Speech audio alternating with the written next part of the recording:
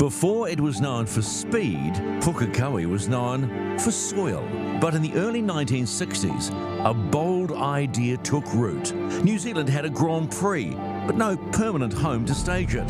So the motorsport community rose to the challenge. Among the first to test the surface was Jim Palmer, turning the circuit's very first race laps. In January 1963, Pukekohe opened its gates and massive crowds arrived. Away they go.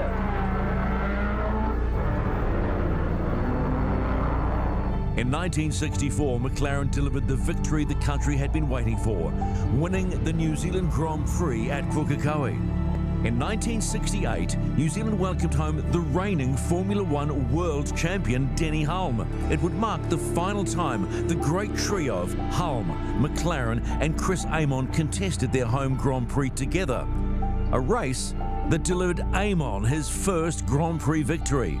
The 1970s ushered in the thunder of the Formula 5000. Among them, Kenny Smith, who claimed his first New Zealand Grand Prix victory in 1976, beginning a career that still lives on at Pukekohe today. Pukekohe wasn't just shaping champions, it was launching them. David Oxton, Paul Radisich, Craig Baird, Greg Murphy, and the final New Zealand Grand Prix winner at Pukekohe Park Raceway, Andy Booth, on his way to winning the 2000 edition of the New Zealand Grand Prix. As touring car racing rose, Pukekohe became its spiritual home. The arrival of V8 supercars transformed race weekends into national events. Few mastered the circuit like Greg Murphy.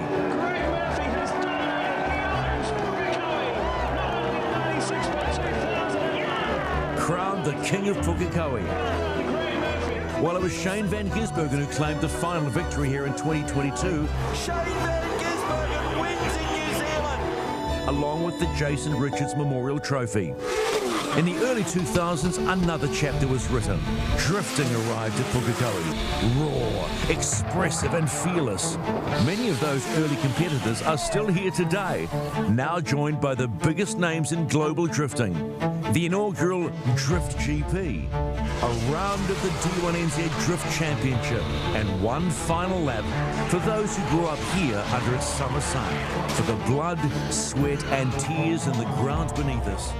For the triumphs and the heartbreak, for the journey and the memory. We stand in honor of 63 years of history. The book closes, but the story never fades. Savor this moment and celebrate those who are here to share it.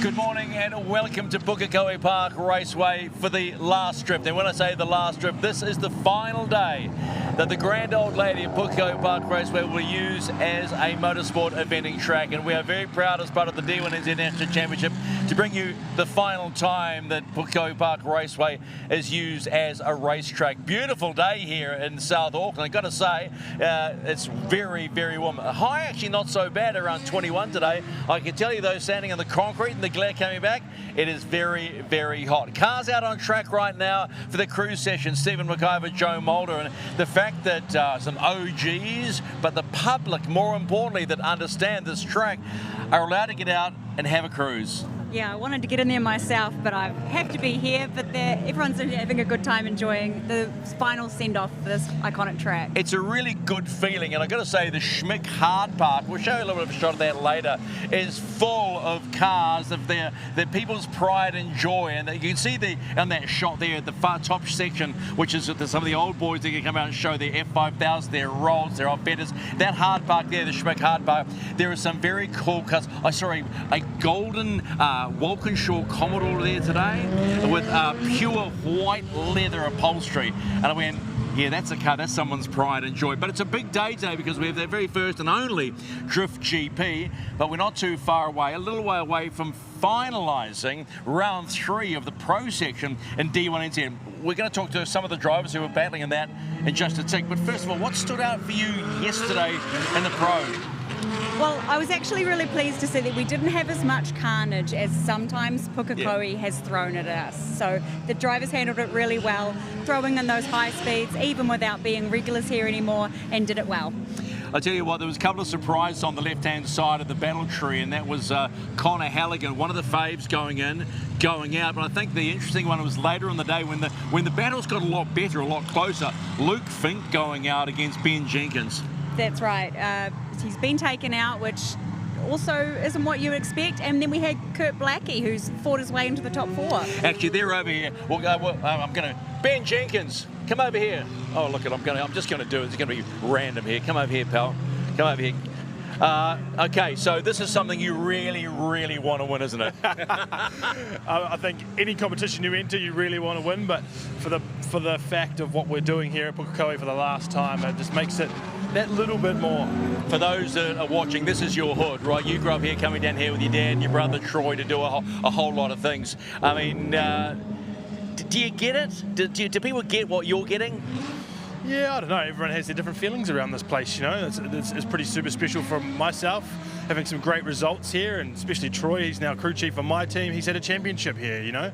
So it's an amazing feeling coming in through the gates and down the hill and seeing this place. And yeah, we're probably not going to get it again. You had rear suspension issues yesterday. That's for the layman, right? All sorted, ready to go for top 4? Yeah, all sorted. We got digged out last night and did our final checks this morning. So yeah, I've had 2 laps this morning against me mate Darren Kelly, and yeah, it's feeling pretty good. So the track does feel a little bit more slick.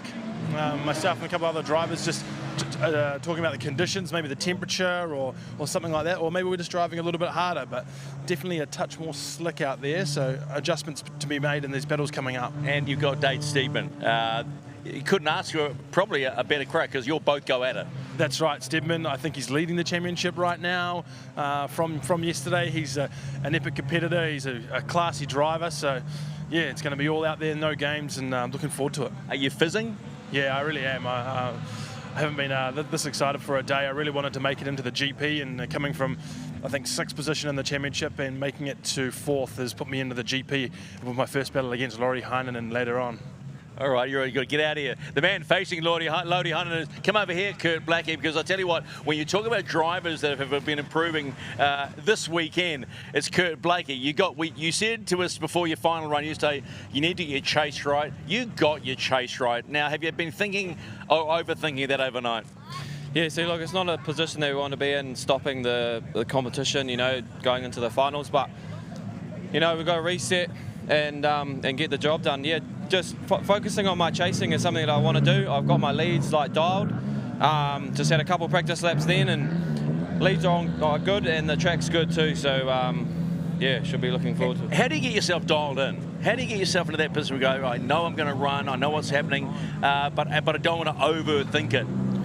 Yeah, I think you've got to have a bit of a screw loose coming onto this track. So you know, sit in the car and you just believe in yourself. That's what you got to do, believe in yourself and get the job done. I mean, how important would it be for you, because you've had your ups and downs, let's be blunt, okay? How important for you to win a Puke? Yeah, we've definitely had our ups and downs through the D1 season.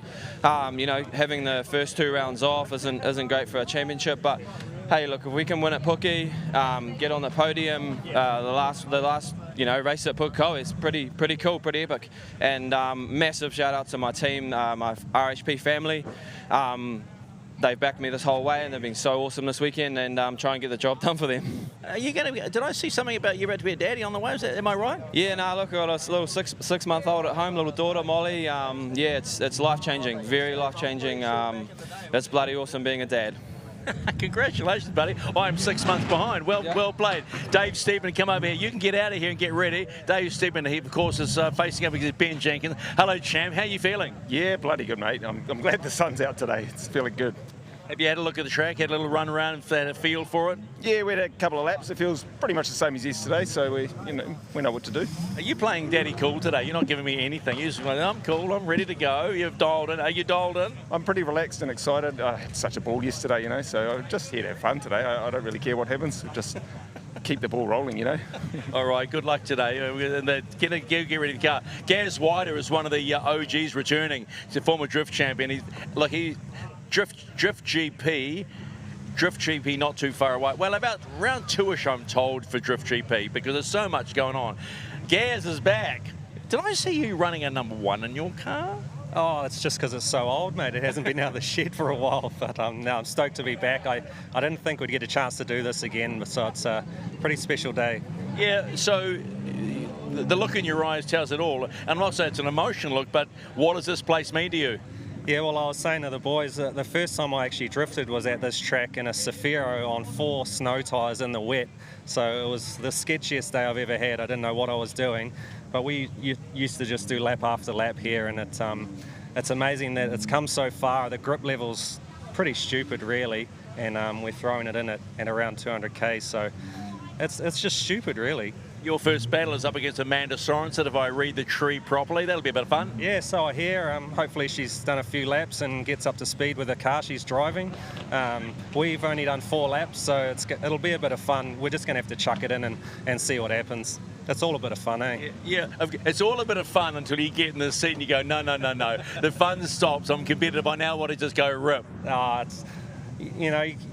You just got to have fun with it, eh? Like, you can't take it too seriously. I mean, that's sort of why I got out of drifting. It was getting a bit too intense for me. I'm a pretty chilled person. That's why I love fishing so much. So, I mean, I'm just blessed that I've got a car like that and I can bring it out and compete with these pro guys once in a while. Well, mate, we're pretty happy to have you here. I mean, it's a pleasure us having you here. Cheers for having me. All right, get out there when you're ready. Go relax. All righty, we haven't actually taken a look at the track, so I think it's really important for you watching, getting ready for the top 4, that you take a closer look at the track and what the judges are looking at. One final time, one of the most notorious and fastest competition drift circuits in the world, Auckland City, Pukekohe Park Raceway. Welcome to round 3 of the 2026 D1NZ Drifting Championship. It's a 2.9 kilometre circuit with plenty of character. Turns 1 through to 4 is where the action will be this weekend. Initiation right in front of the main grandstands. A minimum speed requirement for the scoring this weekend. We'll see cars at around 180 kilometres an hour. This is all about commitment, with 4 scoring zones to watch out for on this layout. Time to take a virtual lap of the place now. Thanks to Logitech, the lead car will take the left lane out of the Monster Energy start gate. Teams will be looking for lower diff ratios and taller gear sets to get the best wheel speed this weekend. Judges will be looking for a set and forget entry with limited corrections through the sweeper. Outside zone 1 will come in thick and fast on the right hand side, firing through to that first inside clip of the season on the left hander. Avoiding the ripple strips is key here to score well this weekend.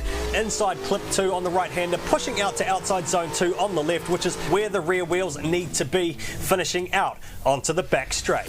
Our judging officials for the weekend are all former drivers, some of the heavyweight names of New Zealand drifting in the last decade. 4-time D1NZ champ Darren Kelly is back alongside Taylor James. Series veteran Andrew Redwood is also back in the judging seat with Joel Counter, keeping an eye on competition as our driving standards observer and review judge for 2026.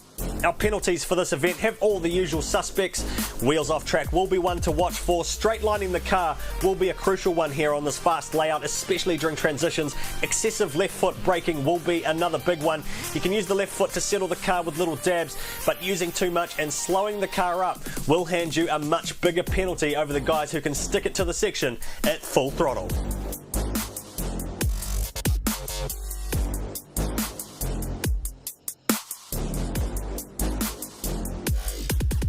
Away from the top 4, Lodi Heinen, who has been so consistent and pro since he jumped into the car.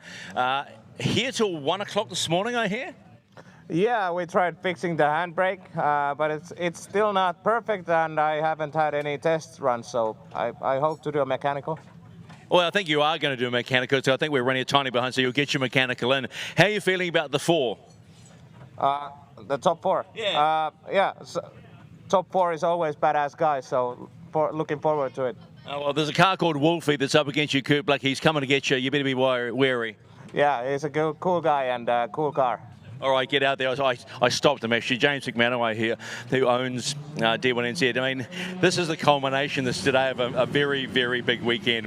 When you see the hard park brought to us by Schmick and you see everybody coming out, how does that make you feel? Oh, mate, it's fantastic. Even just to see both gates at the moment, crowd flowing in. We've got the sun out. the weather's fantastic, so we're in for a good day today, that's for sure. When was the realisation that you should do something like Drift GP to actually farewell Pukekohe Park Raceway the right way? It was a conversation me and Brendan had, it must have been 6 months ago, and it's just started as an idea and just flowed on from there, so here we are. Yeah, I suppose the big thing though is the fact that the D1NZ are showing respect to the history of the place, and we've got some of the older racers that race here way back when it started in '63 coming out to do one final. Kenny Smith comes to mind, right? I mean, as a young man yourself, do you remember Kenny Smith, or was that not in your wheelhouse? No, that's pre-me, and to see them out today again, you know, one last time is fantastic for the place here. Yeah, what do you want to see out of Drift GP today? Oh, the fans just come out, enjoy it. Just enjoy it, have fun, let's send it off. Having fun? I'm having fun. Yeah, and you're not racing this weekend. How's that hurting?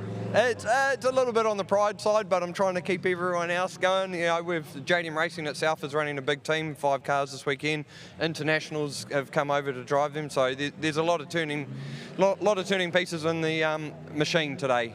All right, mate, appreciate what you've done for drifting, because I think this is a really nice step forward. We've got a long way to go in the National Championship. It goes Gisborne next, and that's a little bit exciting. First time out onto the East Coast. Mate, it's going to be fantastic. Monday morning, we actually start dismantling this place and shifting the barriers that way. So it's straight out of Pukekohe, straight heading to Gisborne. Well, I was talking, this sounds like the odd person to talk to. Oh, the civil defence guy out on the East Coast, the gorge is open, so it's okay. Oh, well, it helps our workload out a wee bit then, doesn't it? So that's great. Oh, that's cool, man. Actually, by the way, while we're talking about weather, our thoughts going out to the folk in Waipa, like Te Awamutu and Otorohanga, who've been hit overnight with flooding. So we're just thinking of you today, because that's incredibly important that all New Zealanders are being looked after, and it's such a fine day, so you're doing it tough, so our thoughts are with you. I saw Luke Fink. Luke Fink is over in the corner. I might just wander over. Get off your phone, stop your, so you're looking at your reels and your Insta thing, the whole 9 yards, and hang on, he's going to get his hat on, does all the right things. That's not a good view. You're not seeing that view. It's okay. Just bending into the car. Yeah, that's good. Shut that off. Oh, okay. No, mate, you ain't got grey hair. Okay, let's move on. Drift GP today. Yeah, not looking forward to it at this stage. We definitely copped a big hit to the front of the car yesterday, and I've taken the car out, broken it again, axle this morning, and yeah, I can barely lift my arms up right now, wrestling with the front of the car. So we're trying to make some changes now, but we're just trying to work our way around bent components. Okay, so percentage chances of getting out there? Oh, I'm going to get out there no matter what. I'll rip my arms off the shoulders, but you know, I'll give it my best go. But we're probably at about 65%, I'd say. We talked yesterday a little bit. You understand the history of Pukekohe Park, don't you, somewhat, of how important this track is to the history of motor racing in New Zealand, yeah? Oh, absolutely. It's super cool. And like you said, F1 way back in the day, and then obviously in the more recent years, all the V8 supercar races and stuff. So just, yeah, a lot of heritage here, and so much for drifting as well. So, you know, that's where my heart lays, and it's just amazing to be here. Well, I think it's 26 years ago they started drifting here, and that corner, I keep going on about the corner. They say good drifters like you go, oh yeah, that's the corner, but what is that corner like to approach? It's like literally that. Yeah, it's good. It's not scary. I don't find that corner scary in the slightest. It's just go fast and drive around the corner. It's pretty normal, I think. Like, I guess my job is drifting, so it's like just going fast. Well, we're going to take you a different track in Gisborne. You're looking forward to going out that way? Yeah, it's still going to be fun. No, because this car park sort of set up. I like tracks like this more, but still going to be a lot of fun out there. I do tend to do well on those tighter street-style tracks, so from that point of view, I'm looking forward to it. So, yeah, and I've never been out to that part of New Zealand as well, so I'm excited to get out there and have a look. Have you got bathing trunks? Do you have swimmers? It never gets warm enough here for that. No, I'm telling you, take your swimmers out to the Gisborne and have a swim. It's gorgeous. What's New Zealand warm, like 25? That's my winter. It was 31 in Alexandra in the deep south the other day, so it's warm enough. That is actually shocking to me. Hey, I hope you get out there, man. We're looking forward to seeing you do your thing again. Come on. Oh, did I squeeze? Oh, sorry. Squeeze too. Oh, my arm is actually that sore. My arm is actually that sore. I apologise. It's probably my workouts at the gym, and that's full of it as well. All righty, there you go. Luke Fink and Drift GP. So we'll take a little bit of a break right now, and we'll come back short. I think they're doing some testing, and I think Lori's doing his mechanic as well. So stick around right here on the final day for the last drift at Pukekohe. Welcome to the 2026 season of the D1NZ New Zealand Drifting Championship. This is your competition format for the weekend. And as we saw at round 1 and 2, there are some big rule changes this year. Line, angle and style are the scoring criteria which contribute to a qualifying score out of 100. There is a new points weighting system in place for 26. Line now making up 60% of the total score, with both angle and style now making up 20% each of the total score. After qualifying, the drivers are then set into a seeded battle tree, battling through the top 16, top 8, top 4 semi-finals, and then the final battles for the podium. The biggest rule change for 2026 will see the higher qualifier get lane choice on the start line, choosing to either lead or chase first during the battle phase. The tandem elimination scoring reverts back to a more traditional system this season. Each driver has a turn at leading and chasing during the battles, aiming to set or better their qualifying performance. The tandem scores are marked against each driver's lead and chase run, comparing lead for lead, chase for chase, culminating to a win, lose or sudden death OMT to find the winner. And that is your format for the 2026 D1NZ Drifting Championship, live this weekend from Pukekohe Park Raceway.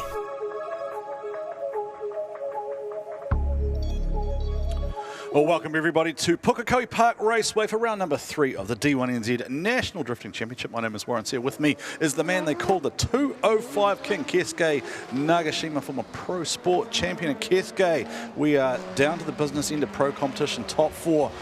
How are you feeling about the competition and how it's going to play out this morning? So it's a whole different ball game for everyone, right? They were warmed up yesterday. We're going in cold now. 100%. But again, it's given the drivers time to reset, kind of adjust their mood, adjust their cars, and just get back into it. So looking forward to the battles. Obviously, we have Dave Steeman against Ben Jenkins on one side, and we have Kurt Blackie versus Laurie Heinen on the other. So all 4 guys that were on yesterday, look forward to seeing what they can do today. Yeah, it's a really interesting top 4, isn't it? Because you've almost got 2 veteran competitors in Laurie and Dave up against 2 up-and-coming drivers who are still making a name for themselves. It seems weird to say that about Ben Jenkins because it feels like he's been around for a long time and he's got some major event wins under his belt, but he just hasn't got that title yet, which he's really hungry for this season. And Kurt Blackie just waiting for that maiden event win. Could this be his round? It could.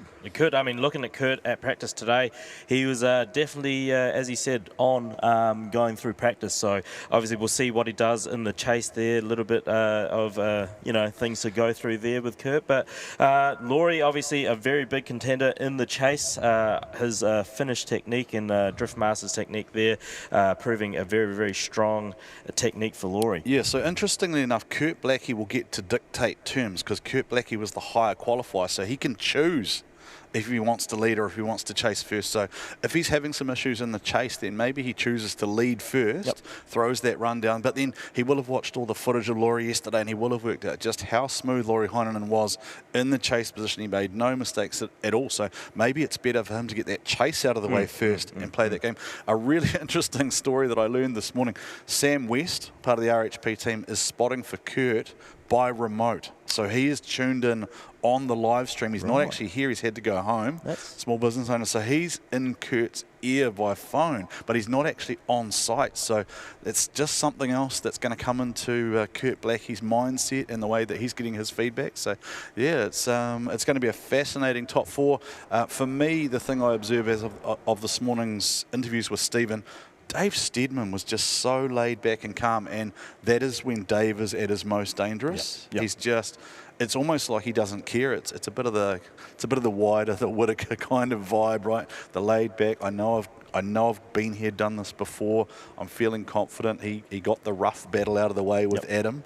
And this is going to be really interesting, mate. Either our broadcast colleague Ben is going to potentially be one step away from what he set his sights on right from the start, or Dangerous Dave goes to the top 2, and that is really going to put him in a good position for the overall season. Yeah, as you said, obviously Dave Steeman, he had battle with his teammate Adam, and then he went further from that with Connor Halligan. Obviously that was crucial points to him in the championship as he comes up against Ben Jenkins. Ben Jenkins was a man on a mission yesterday, so let's see how he goes. And Ben has chosen to chase, it looks like. Is that right? So the higher qualified driver can choose what they want to do. No, Ben has chosen to lead. So here we go, Keisuke Nagashima. Top 4 underway for the D1NZ Pro Championship for round number 3. And there is Stedman initiating right on Ben Jenkins. And has he trapped himself? He has. Keisuke, did he manage to keep enough angle in that car, or has he trapped himself? And is that going to throw him offline for the rest of the run? Ben Jenkins now just needs to drive it out through the section and drive this one home. Benny J for Phoenix Radiators smokes the bags and rolls out through the section. Dave Stedman, did he get too confident? Did he get too greedy? Yeah, I think he might have been a little bit too keen there, but let's watch the GT radio replay here. As they come through the sweeper into the link initiation zone, maybe Ben was a little bit slower on initiation there, which caused Dave to actually straighten up. So whether that's a 0 to Dave, or whether that was at fault to Ben. Ben missed that zone too. I just picked that up on the replay there. So, yeah, but he fills third outer zone very well as he comes around into the fourth outer zone there and across the finish line. So if you watch this again, I'll probably slow it down just there. See how Dave was encroaching there, and I actually think he might have just about come out of it to under there, which makes me think that at a minimum this is going to be a tough call, and potentially we could see some other things come into play with regard to this battle. Obviously we've got another run to go, and things could work out quite differently there, but yeah, Dave Stedman, interesting from him, clearly making his intentions known. He was right there. Yep. And it's one of those things. There is a responsibility for the chase car to mimic the lead car, but there is a responsibility for that lead car to do the perfect lead line too, in terms of initiation and keeping on throttle through that sweeper. So.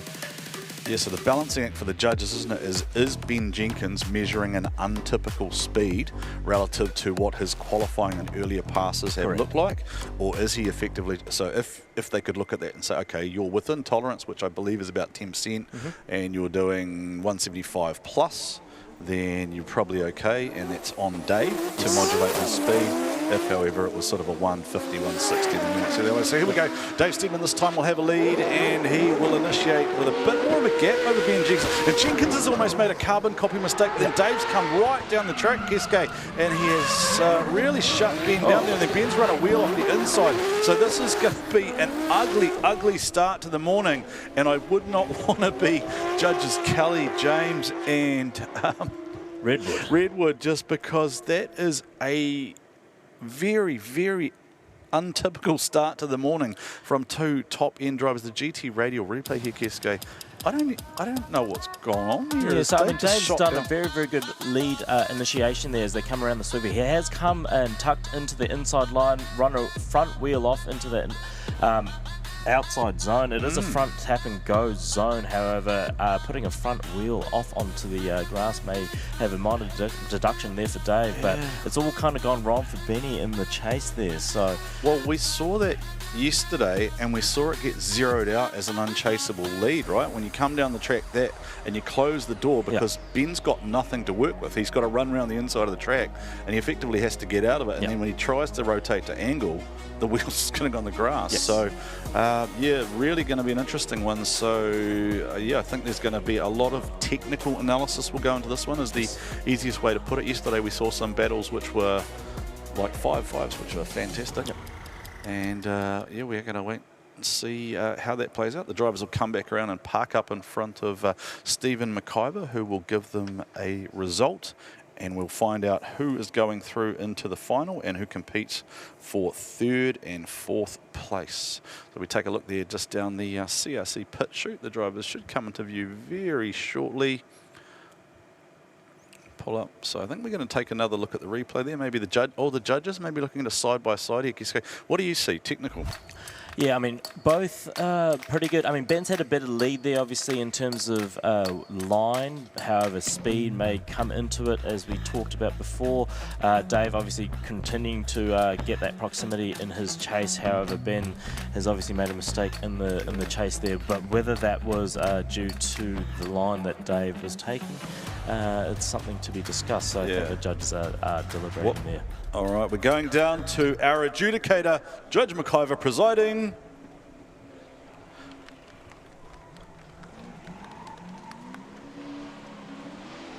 Okay, you just look shocked there with that result. I mean, I wasn't sure which way that would go. I was right on him, and yeah, I kind of felt like he slowed, and I had nowhere to go. So maybe I'd have to look back. Maybe that's why it went my way.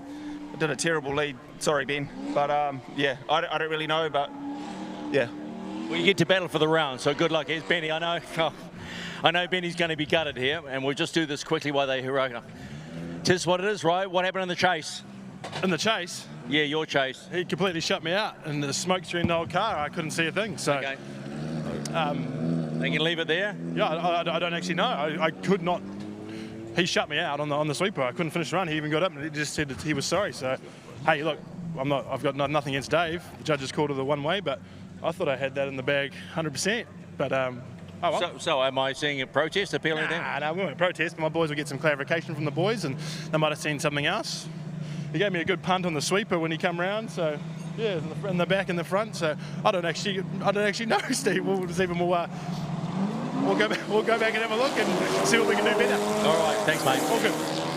All right, we have the first battle between Kurt. It's Kurt and Laurie, but Laurie hasn't even come off the line. Yeah, there he is behind him. But yeah, Kurt's done a very gone. good. Yeah, Kurt is very fast as he comes around the sweeper. Oh, Kurt shuts down.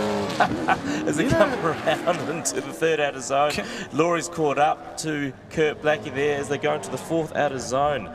What's happened at the start line?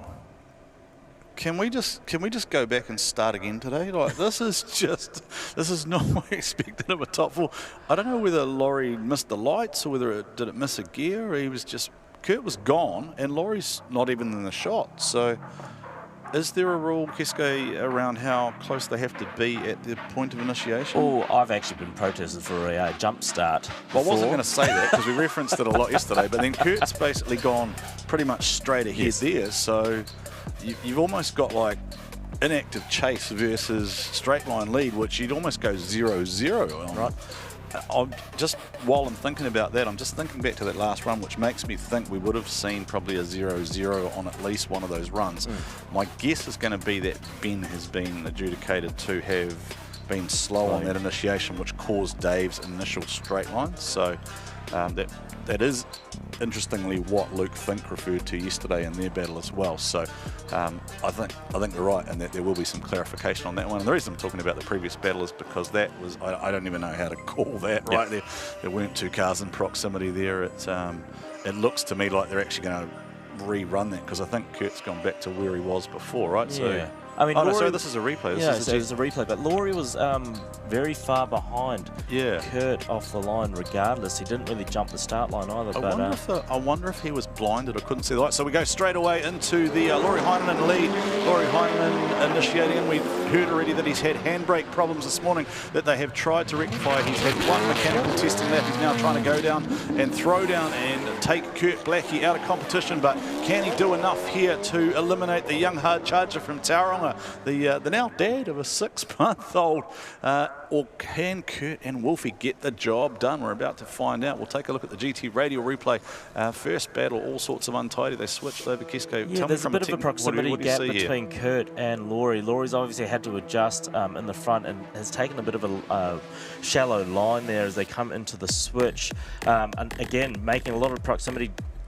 Laurie's done very well to get that first and second inner clips there as he comes into the outer zones. Kurt's made that proximity up as they go over the finish line there. So yeah, it really depends how they will judge that first run there, Warren. I think obviously Kurt may be having a reinitiation or a straight line coming into that transition. Laurie not doing, obviously not having the proximity, but being able to go through that run. Yeah, the interesting thing is always that, I realise the audience can't see this, but we can see the judges in their box too, and you can kind of see where they are a little perplexed about what's going on. So we're just looking at a mechanical here for Connor Halligan while the cars transition back to pits, but a very interesting start to the morning, Keisuke, and just for purposes of clarity for the crowd, results per round are not considered final until 10 minutes after the conclusion of the battle. Yes. That is the time frame within which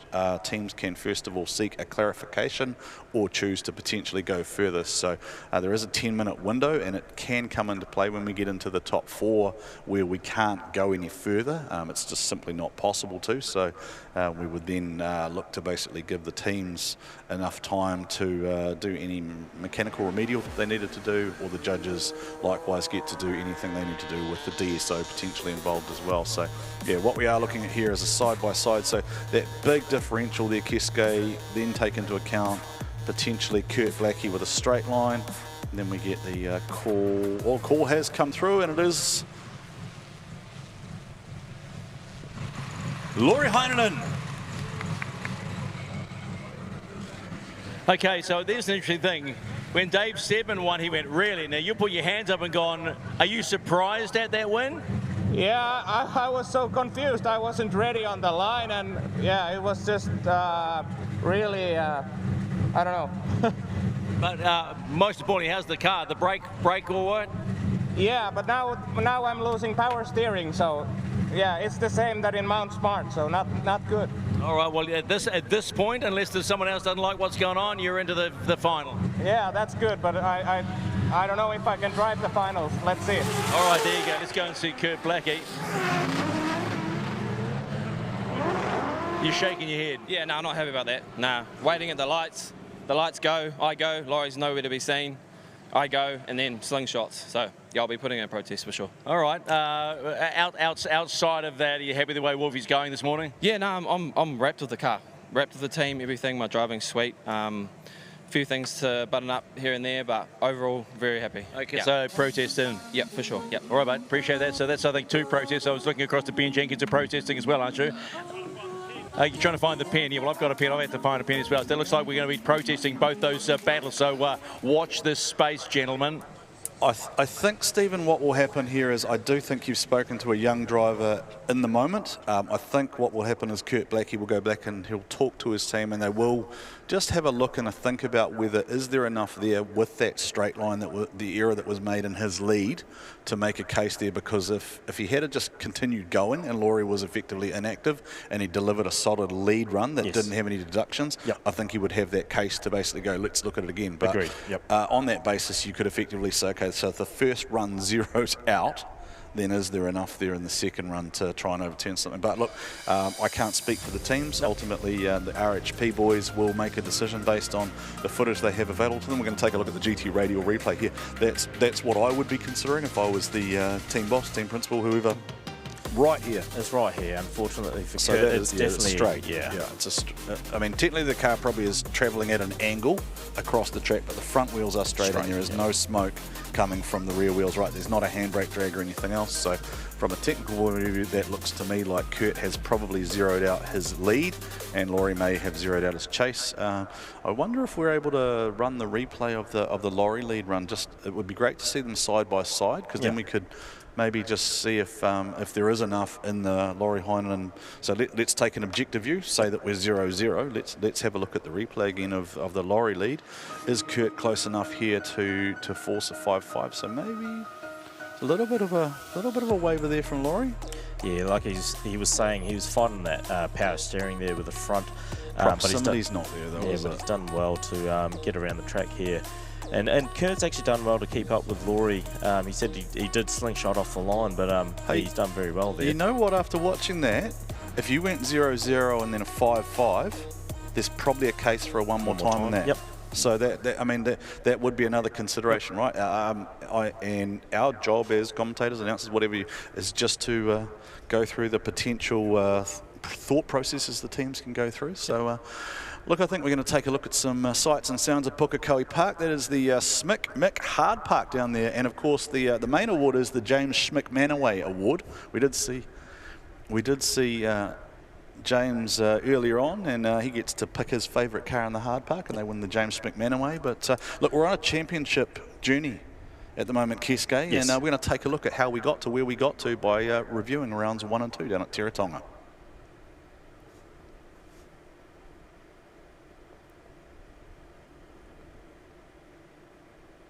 Is that rain? Is there some raindrops keep falling on my head? I should really not karaoke, should I? That's going to be a horrible stereotype that people are going to say about us, Keisuke. Oh, no. We do that sometimes when we're off here, don't we? Yeah, we have a little sing-song in here. So, we are on a championship journey here. Now, I did mention earlier, free cold monsters right down there, just in front of the grandstand. The Monster Energy team are down there. They've got cold, free monsters. Consume responsibly. There is an age restriction on energy beverages, so please keep that in mind.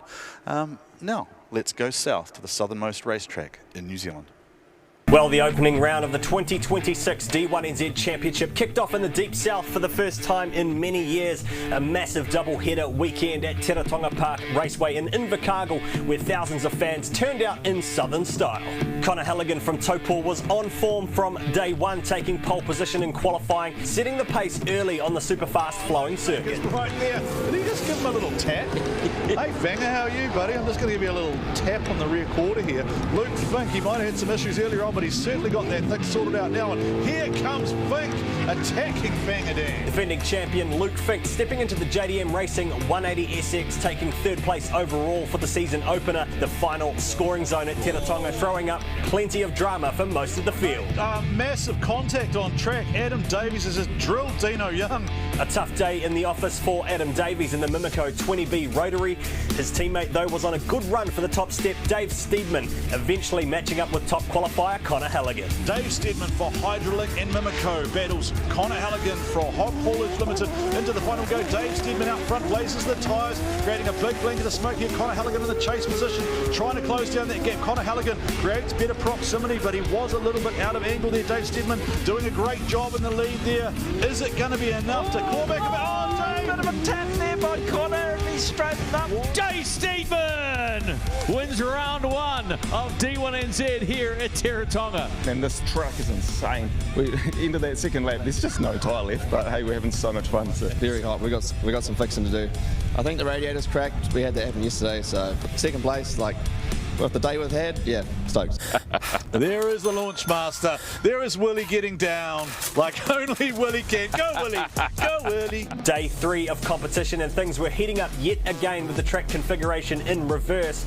Sean Potros out the gate with a rocket run in the 180. High speed drifting again on the menu, with the layout proving to be a challenge yet again. Gaps. Oh no! Taking the social media spotlight for the weekend was JDM Racing, with Luke Fink and Jeremy Slammett improvising some last-minute DIY fixes to the 2JZ Supra. If you have just joined us, your eyes are not deceiving you. Those are cable ties being used as a fan belt. A fast chicane on entry threw up some great battles. Dave Steedman on pole and on form again with another podium finish, taking third place overall for round 2. One of the notable drivers taking advantage of the new rules. We just heard about the changes to the judging system and the fact that the higher qualifier gets to choose whether they lead or chase. What impact did that have yesterday? Yeah, so that's probably a relatively big change to the rules of how we've run in the past, but it's probably going to take a little bit of time for people to understand the advantage or where they could benefit from something like that. The decision to do the chase first, what was that about? It's following over from yesterday. We're so high in the tyre pressures, up in the 40s, that by the second lap they've blown up so much that you got even less grip. So it's just a strategy. Luckily we qualified high, so we're allowed to choose, and it's paying off. Yeah, James McManaway has certainly found some speed. And Connor Halligan, is he going to hit? Oh! Halligan, where did he go? He's gone off. Despite a fast car and some strong laps, Connor Halligan was finding himself in the wars. His Hog Haulage S14 battered and bruised heading into the finals, taking the win over Justin Patterson in the top 4. Car's a little bit damaged actually. It's going to be a solid rebuild before Pukekohe, but yeah, in that chase, yeah, I went to go to upper gear when I was just before entry, and I actually got a false neutral, so I had to quickly grab it again and try and get that proximity back, but yeah. The standout of round 2 was the new kid in the ranks, Braden Mayer, in the authentic Honeyco S14, defeating 4-time champion Fangadan in the top 8. 3 there. Oh, Fanga gone too hard, too early. Oh, it's great. You know, he's a multiple-time champion, so over the moon. He just reminded me that he beat you at the Summer Bash. Oh, did he? The cheeky bugger, eh? He's a bloody awesome driver, and he's going to go a long way in the sport. So it looks like we are hearing Connor Halligan out. He'll finish P2, and we may get a bye runner, maybe a celebration run from Braden Mayer. So here it is, the coronation lap for your round 2 champion, Braden the Nightmare, Braden Mayer. With Halligan withdrawing from the final with mechanical issues, it was one last flying lap for Braden Mayer, signing off from Teratona. And for the very first time, he stands on the top set with his first pro round win. You know him, you love him, it's the Nightmare, Braden Mayer. And now you've got to think about Pukekohe. Are you excited about that one? Oh, definitely, yeah. Car's feeling sharp, should be ready, and ready to take another win at Pukekohe. Mate, you put on a great show. Congratulations on your first top step. So after 2 rounds of competition, Dave Steedman from Tauranga tops the championship ladder with 180 points. Taupō's Connor Halligan in second. Braden Mayer putting All Mokoroa on the map with 3rd overall heading into round 3 this weekend at Pukekohe.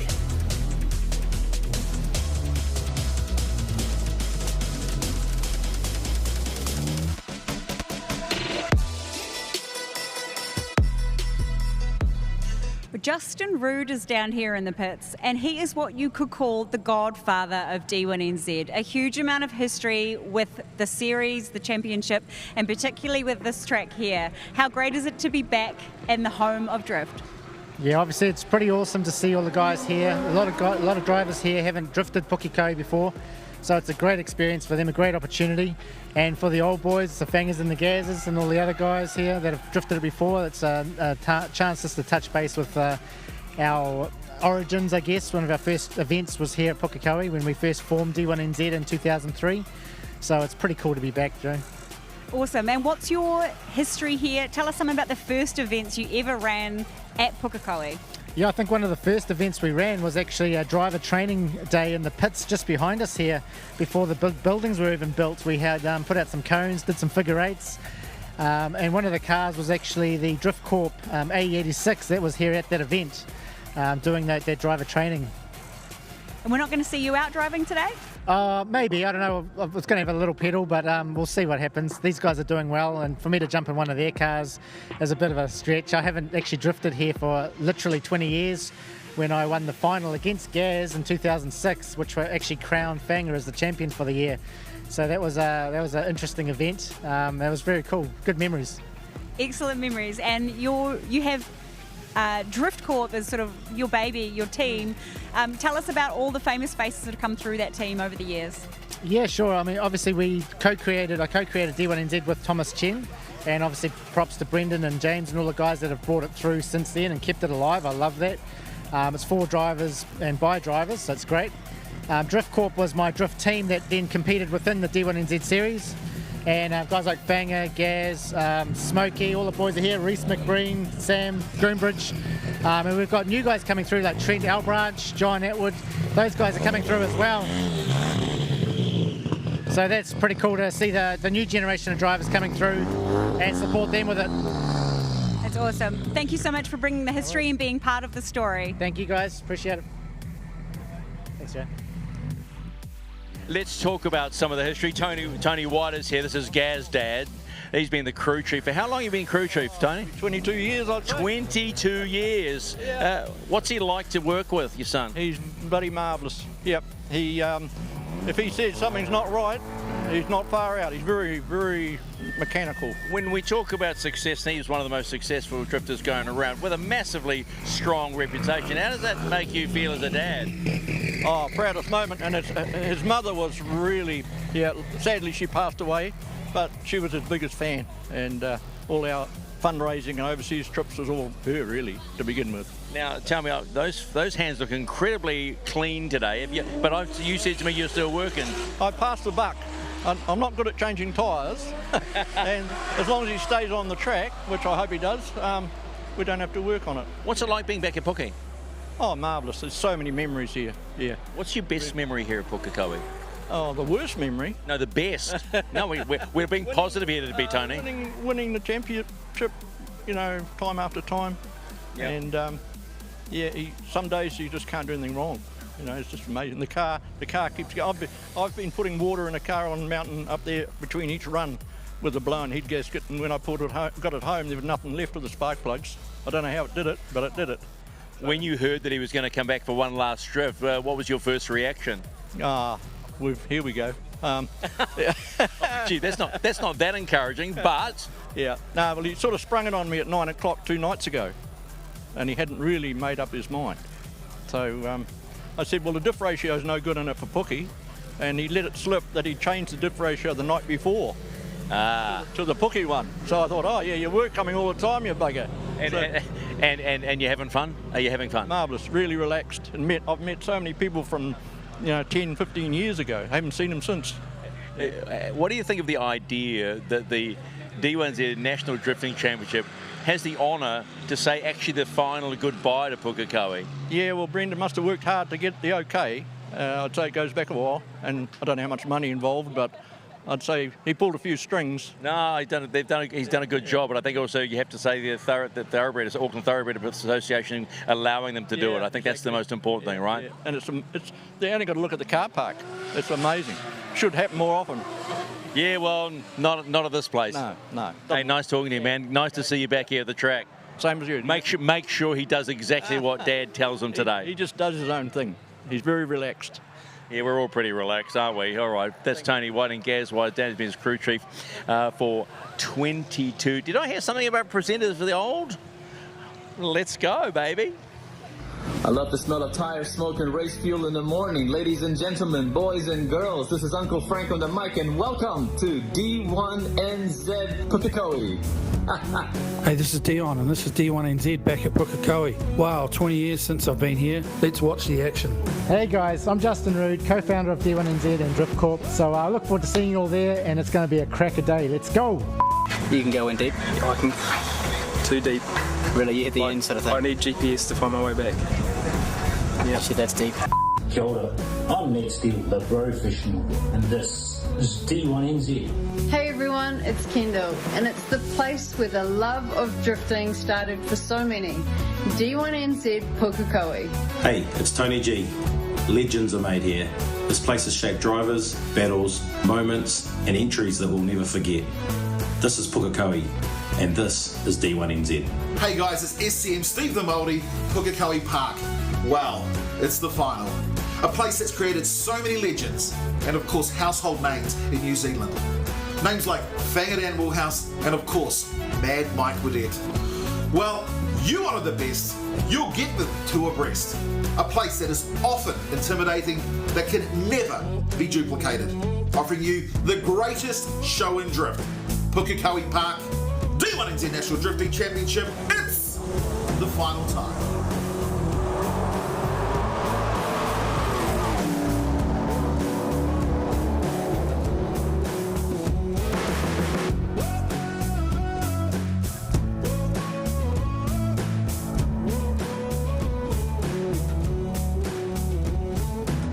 Well, there's a tear in my eye, Keisuke Nagashima, the legends of the sport. It was a little bit of a challenge pulling that one together, but between myself and fellow OG Kenny Ruddle, we pulled that one off. And how good was it to see Justin, to see Ketzel Sterling, to see Frank Lou, the legendary Uncle Frank, Kendall Holtain in there as well, Tony G, Steve the Maulder, just people who have contributed so much to the sport as we say goodbye for the final time to Pukekohe Park Raceway. And I hope you enjoyed that as much as I did, because this place will hold a special place in all of our hearts as we say goodbye for the final time. We will never be back here to drift again.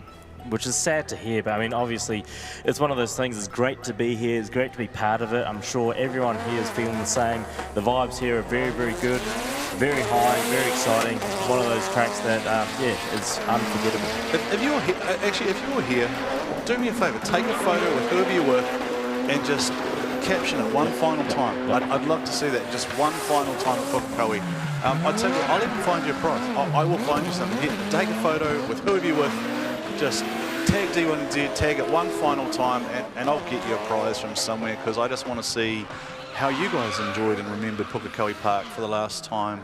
and hopefully you enjoy it as much as we do. As we've taken a couple of we're basically just watching expression laps at the moment due to some of the inquiry that went on, but we have had results lock in, and it has been confirmed. It is Dave Steedman versus Laurie Heinen in the final, and Ben Jenkins, Kurt Blackie in the third and fourth showdowns. So we're just waiting both those drivers to change tyres, and then we'll be back underway. But I believe we're going down now to another one of the OG legends pit side. Fangadan, four-time Drift King. You are part of the original Drift Court. We just caught up with Justin. Tell us about your history, some of your best moments here. Oh, you know, winning my first championship, like, I actually started off drifting here, and you know, winning my first championship in 2006. Yeah, like this is a home to D1NZ, really. You know, it was so cool to actually, you know, see people walk down the pitch yesterday. Shane Van Gisbergen's father was actually walking through pit lane, and it's like he's just excited that there's a motorsport event back here, and it's like, you know, Shane's career started here too, you know, and like open wheelers and stuff. So there's people coming in the gates just like, oh, this is where, you know, I used to bring the family to come and watch any types of motorsport, you know. So really cool to be back here, and yeah, just there's so many memories of you know, my favourite battles with your Gaz and Cole Armstrong and Darren, you know. Yeah, some awesome battles over the years and memories that I'll always keep. And we're not done yet. You are going to be competing in Drift GP this afternoon. Yep. How are you thinking the Kiwis are going to face up against the internationals? Oh, you know, like they're all going well. I've been watching them, and Laurie's still in the competition. He actually, you know, took me out yesterday. Super bummed because I felt like we were really on form and felt so comfy. But hey, look, you know, old dog like me, you know, still make a slight mistake and track conditions change. But yeah, today I don't want to make those mistakes again, and I want to show who's boss here. You know, this is my home and where I started drifting, so I'm going to push the limits and yeah, try and get on that top step. You wouldn't be shy in saying that after all you've put into this sport and your history at this track that you deserve it. So I wish you all the very best this afternoon. Thank you very much. Awesome. We've been talking stories, Keisuke. I'll tell you a story because Justin referenced it before. He talked about drift schools and drift training. I did drift school with the Drift Corps boys. Yeah, I did. I wasn't very good at it.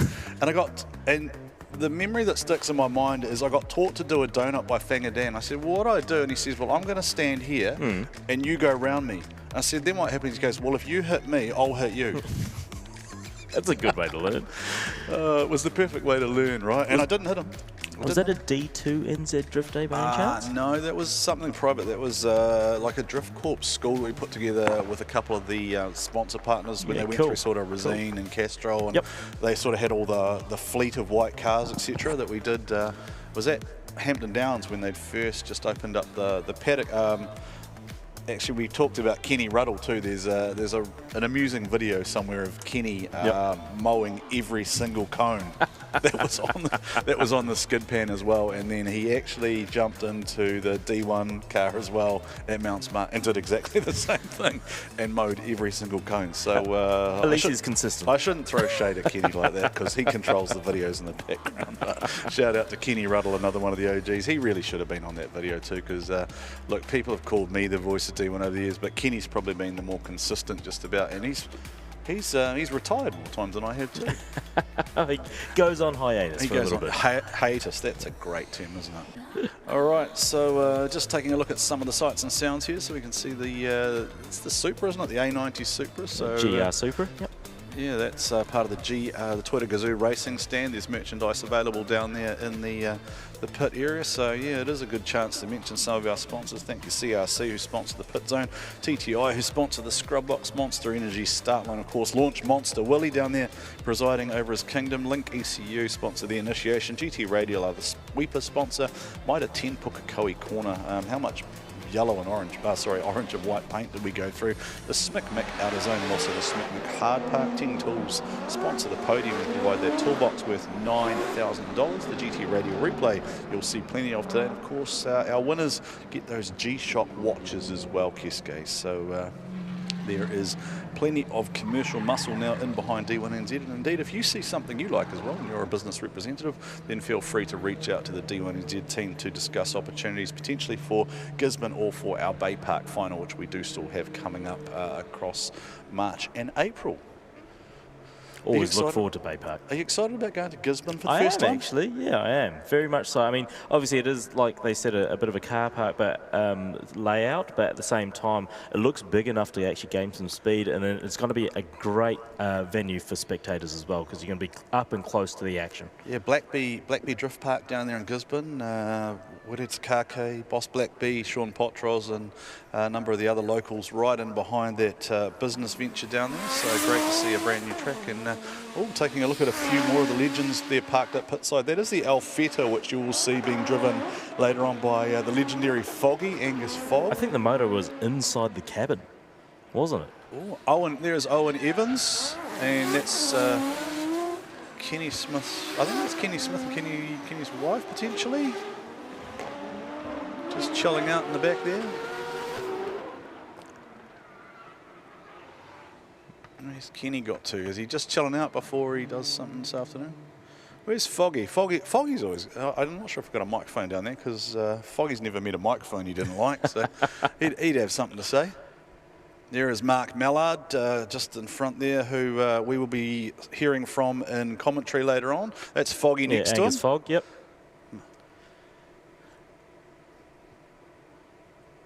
It's the ex-Edgell Cream Insurance sponsored Falcon that Mark was driving yesterday.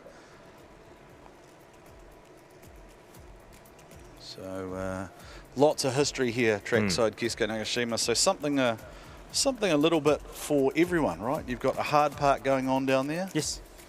And that's full of JDMs and Euro muscle, and then you've got the classic race cars down there as well. So absolutely fantastic to see Pukekohe Park alive once again. Now we have Gaz Wider and Saxon Moyes scrubbing. So Saxon Moyes is in the Matt Brown car. That's Kenny Smith, and we believe that's his wife with them as well. So Kenny, I believe, is suiting and booting later on, potentially, for a very special celebration. That is definitely someone you look up to. It is, yeah. And I know he's still active, right? Because I'm pretty sure one of the young up-and-coming Toyota racers is actually his nephew, and Kenny's still mentoring. I just trying to think who it is off the top of my head. It might be Tom, who he's involved with. Gaz Wider just gets back down to business, right? We talked yesterday about, is there anyone better from a throttle control perspective than Gaz? Like, we called him the conductor, right? Yes. Because he just has that 8-into-1 singing. That is Luke Fink. Coming around. That's Boss Anderson's Mustang that we saw yesterday. Compact Mustang. Very, very historical car. How fast did that thing disappear, right? It was super fast yesterday. He was side by side, and he and Mark Mallard were playing yesterday, and then he went round him, and then the Anderson Mustang just disappeared. In the background there, of course, is the BA Falcon, which is being driven by the owner of TTI. It's being told there that so apparently that car hasn't seen the light of day for 3 years. So great to see it. 30 years. 30 years. Yep. 30 years. Wow, what a story! Historic precedence there. Just what do you call it? Providence, right? That's the term you use for that. So Pine Pack, Mazel panel and paint there. MRP, Manning Racing product, I think. Yeah. Fairview Ford and Napa Racing, of course, sponsor the Central Muscle Car Series, which if you're a fan of muscle cars, something to watch. This is just one of our VVIP, a very, very important person, spectators out there for a hot lap with Jamie Carr. Thank you, Jamie, for making your passenger seat available. Real money can't buy experiences, right? Like, I have told this story to Stephen before. I've actually never been for a lap around Pukekohe because I don't want to. I'm a terrible passenger. I get offered it all the time. in terms of when we used to come here, but I've just never really wanted to. And Stephen has done it. It's exhilarating, mate. It's really, really a lot of fun. I think I asked you this though, and you said you didn't like it from a passenger perspective either. It was okay when you were a driver, but as a passenger, it's not. Oh, now here's some history. The WSR slide squad. That was Tony Bremen's camo car and then Kurt Whittaker's original car. Yep. And mixed in with some, what do you call that? Bippo, is it? Is it Bippo? The VIP. That's Kurt Whittaker. So that's Kurt Whittaker's original car from D1NZ, the A31. And then that's Tony Bremen's car in the camo colours. And then the traditional camo, that is Adam Richards' championship car from 2005. Perfect license plate. I love that. I want that license plate on my wall. And the next car along is the legendary local himself, Jason Sellers' car, now in the hands of John Grimmond. That car, of course, competed for many, many years with an SR20 DET, and then it went to Jace loved it and he hated it, but he also got a number of podium results. And in behind that, I think, are some of the Drift Corp legends, still in the resplendent Resine white. Yep. I think that might be, Bungs 85. Just 86, if you look straight, go straight. If you go straight through the row there, the D Corp white OGs. So I think Justin Reed was saying that A86 was at one of the first days that they had here in the pits. So it's Michael Heap's car. Yeah, Michael Bung Heap. So I'm pretty sure that car left New Zealand shores and went to Australia for a while, and then it actually came back. So that's all right. And the Drift Corp obviously Seth line. So it's actually a Safiro front with the R32 rear. I'm glad you spotted it. Whose cars are parked in the back there? Did someone just park there where they weren't supposed to? Was that staff parking? I think that's one of mine. Was that one of yours? Mate. Yeah. Keisuke, we're about to see two, what I can only imagine, are very grumpy young men about to come out and do battle, because I am hearing that there was an inquiry and a further inquiry because they were still not happy with the result. I'm not going to delve too far into who did what. The end result is that we do still have Ben Jenkins, Kurt Blackie for third and fourth place. That is correct. And listening to the sounds of Gary White destroying Pukekohe. He's an unreal driver, isn't he? Listen to the throttle. It's that sound that you miss, right? Like you used to, or over the years, you've sort of talked about drivers they have the big engine package, and you can hear when they get off the gas and they're not committing. Whereas Gaz, it just sounds like he's conducting a symphony, right? He just knows exactly where he wants it in the rev range. He just places it there and just sends it using all of his forward mechanical grip, etc. He's got it set up exactly. Whose stand is that, mate? Did you have any hand on? Oh yeah, I think that might be mine with my dear partner standing it. Well, whose T-shirt is whose T-shirt is that up there, mate? Can you just what are those T-shirt? What's that T-shirt up there? What is that one? What does it say on there? 886. What is it? 865 and final belt. So yeah, that's a T-shirt from when we went to America. A lot of people actually supported that. So very, very big thanks to everyone that supported that journey there. That's how you get paid for this, by the way. You got a free T-shirt like that, so thanks, mate. You might get up. And we got a Smashy Burger. Thank you so much to Smashies as well, who are over pitside. Thank you to the Smashy Burger boys who hooked us up a breakfast burger yesterday and hooked us up a fresh Smashy Burger for lunch today. Thank you, boys. Really appreciate that as we watch. There's your T-shirts again, mate. We're double dipping today. And someone's wearing a hoodie as well. That's a hoodie as well. It is a little bit breezy today, so yeah. What have you got there? Trust, your ass. You're really ticking all the JDM boxes, aren't you? Yeah, we do want to bring as much JDM Japanese goods to New Zealand for everyone to enjoy, as well as us. We've got magazines, DVDs, N-style horns, B-star shirts with Skyline Silvers, everything that you want on them. So, yeah, look, we were just, because we're paying bills too, just right beside that is also the Burger Fuel forward as well. So thank you to Burger Fuel for fueling our crew Friday night. I saw a whole lot of Burger Fuel burgers here as well. A whole lot of backfires, etc. Quite a popular burger. Yep. the guys are on the line. I think Ryan Littoral is in Johnny Burns' S14.9, the SR22 VET machine, going out for a expression session. Johnny had this honking yesterday, didn't he? And Ryan Littoral has been having it honking too as we watch him come around the sweeper.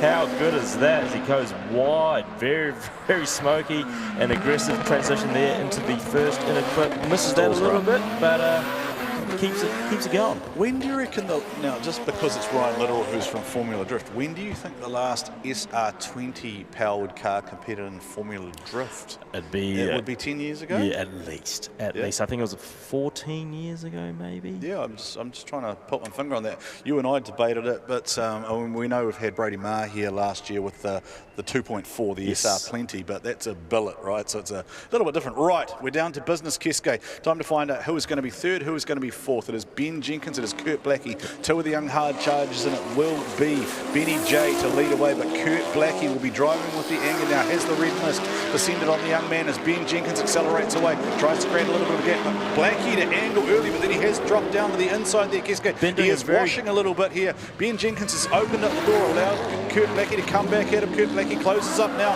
tries to create that chase proximity, tags the rear bumper there, and bits are flying off. There's fiberglass everywhere. Keisuke, that's more what we wanted to see. 100%. I think Kurt was obviously very focused on that chase position. Ben obviously doing a very, very good lead here as we watch the GT radio replay coming into link initiation zone, both actually initiating at the same time. Kurt a little bit going onto the inside there and wavering as Ben does a very good job in the transition as they come around. Kurt has tried to get that proximity up on his door as they come into the second inner clip. Ben trying to go into that third outer zone, flipping his bumper over as they come around into the fourth outer zone and across the finish line. I'd love to have a look at that. Let's have a look at that section and just slow it down here, because I just want to make sure that I'm just thinking in terms of Kurt's going to have some deductions here, but then I think Ben has run very short or very narrow on a couple of these transition points here. So I just wonder if that's been the reason that Kurt Blackie's closed right back up here and taken that rear bumper off, because he misses this here, I'm pretty sure. He's done. And he's taken the angle out. There is an adjustment there by Ben in the front, if you watch, as he does and the then he transition. misses that one there just about as well. So I'm just thinking in terms of like a real balancing act here, because we are at top four, right? It's so close and there are just these minute differences. I like seeing it decided on the track rather than in the protest room. So I'd love to see these boys just throw down this time and see a full noise, no contact, spectacular battle, and I'm sure we'll get that. As we mentioned, Sam West from RHP is spotting for Kurt Blackie by remote, watching on the live stream. Hello, Sam and the family tuned in. No doubt the kids are watching as well, along with your lovely wife. Kurt's obviously coming around into the lead here as Ben tucks into the rear. Kurt coming into the link initiation zone and does a very good wide line there for Ben as he comes around the sweeper, coming into that first zone.